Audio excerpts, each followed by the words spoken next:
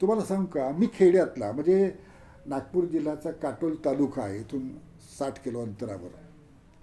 त्या खेड्यातला मी मी 4थी-5वीत शिकत असताना, लक्षात घ्या, माझ्या गावामध्ये पहिल्यांदा निळा झेंडा रोवला गेला. हे मुद्दाम सांगतो. आता 4थ्या-5व्या वर्गात आपल्याला फारसं काही कळतही नाही ना लक्षामध्ये.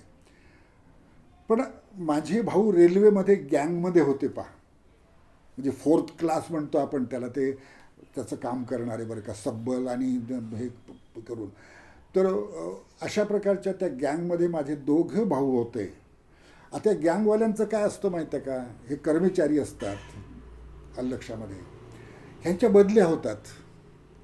म्हणजे वर्धा जिल्ह्यातील लोक काटोल तालुक्यात येणार, नरखेडला येणार, नागपूरचे लोक नरखेड, म्हणजे त्यांच्या अशा बदल्या, त्यांचे त्यांचे क्वार्टर्स असत पा त्या ठिकाणी.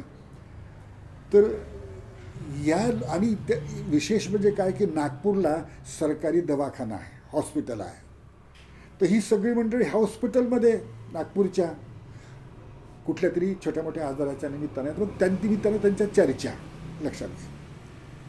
आता आणि हे मुद्दाम याच्यासाठी सांगतो की गँगमन म्हणजे कष्टाचं काम आहे. दिवसभर ती सब्बल घेणे आणि ते हे करणे, रुळासोबत आणि गिट्टीसोबत भांडणे. तर पण या लोकांना त्या काळामध्ये काय होतं माहीत आहे का, एक निश्चित पगार होता. लक्षात घे, हे अर्थशास्त्र फार भयंकर आहे बरं. मला हे आठवतं की त्यावेळेला 80-90 रुपये पगार गँगमनला होता. त्यांना ज्याला आपण म्हणतो की सिधा मिळत असे, रॅशन मिळत असे, ती एक गाडी येत असे पा, आणि त्या गाडीतून त्यांना सगळं तेल, गूळ, धान्य वगैरे सगळं, डाळी बिळी असं सगळं मिळत असे.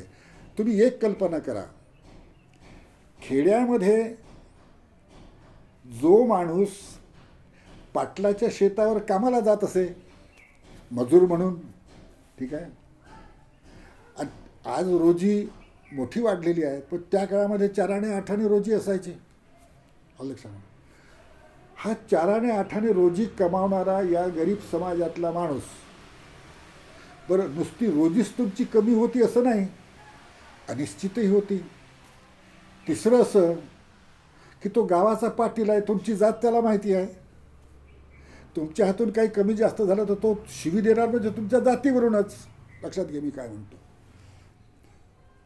तर असे स्वतःचं मन जखमी करून घेणारे हे लोक, स्वतःची मनं घायाळ करून घेणारे हे लोक, बरं का, म्हणजे केवळ त्या पाटील नावाच्या त्या सत्तेखाली त्या खेड्यामध्ये जगणारी ही माणसं जेव्हा रेल्वेमध्ये भरती झाली, तर या गुलामगिरीच्या त्या सगळ्या पाशामधून, दबावातून सुटली ती माणसं. ती स्वतंत्र झाली, स्वायत्त झाली. आता मी काही तुझ्यावर अवलंबून नाही आहे. मला त्या काळात 90 रुपये पगार म्हणजे लाखो रुपये पगार होता ना, भयानक पगार 90 रुपये म्हणजे. आणि हे सगळं रॅशन मिळतं आहे. म्हणजे तो जो परावलंबी होता, पाटीलावलंबी होता, गावगाड्यावरती अवलंबून होता, तो आता स्वयंभू झाला. हा एक भाग लक्षात घ्या, चळवळ कशी होते. आणि हा जो माणूस रेल्वेमध्ये भरती झाला, गँगमन म्हणूनच होती माणसं, कारण की अडाणी होती माणसं त्या काळात, अडाणी माणसं. आता मॅट्रिक बी सुद्धा बेला सुद्धा घेत नाहीत गँगमनमध्ये. तर ही सगळी अडाणी माणसं गँगमनमध्ये भरती झालीत. आणि त्यांच्या, कारण बाहेरचे लोक त्या एका विशिष्ट गँगमध्ये, लक्षामध्ये नरखेडचा असेल, पांढुर्ण्याचा माणूस असेल, काही माणसं तिकडे वर्धेची असतील, बरं का, अशा प्रकारे वेगवेगळ्या गावातली माणसं एका गँगमध्ये असत. आणि मग त्यांच्या चर्चा चालत, तुझ्या गावात काय चालतं, माझ्या गावात काय चालतं, हे काय सुरू आहे, कुठं आंदोलन सुरू आहे, कुठं बाबासाहेबांची सभा आहे, बाबासाहेब काय बोलले, कुठं कुठल्या गावामध्ये काय काय झालं, असं सगळं जनतापत्रात येत असे, पुढे प्रबुद्ध भारतात येत असे. तर ही मंडळी अशी सामूहिक पद्धतीने, ज्याला वाचता येतं, क्वचित माणसं शिकलेली होती त्या काळात, तर त्याच्याकडून ते वाचून घेत असत आणि चर्चा करीत असत परस्परांमध्ये. आणि या चर्चांमधून ती माणसं पहिल्या पातळीवरती आर्थिक सुबत्ता आली रेल्वेत गेल्यामुळे, त्याच्यामुळे रॅशन मिळाल्यामुळे, नागपूरला हॉस्पिटलमध्ये जावं लागतं, तिथे माणसं भेटतात त्याच्यामुळे, आणि परस्परांमधील चर्चांमुळे ही माणसं त्या गावगाड्याच्या बाहेर मनानं गेली. लक्षात घ्यायचं सोपं नाही आहे. तर मला हे आठवतं की मी 5वी 4थीत काहीतरी असताना गावामध्ये या सगळ्या लोकांनी निळा झेंडा लावला. लक्षामध्ये 56च्या आधीचीच गोष्ट आहे ही. पंचशील यायचंच होतं. निळा झेंडा गावात लावला. ही मंडळी गावामध्ये बाबासाहेबाच्या जयंतीला प्रभात फेऱ्या घेत असत,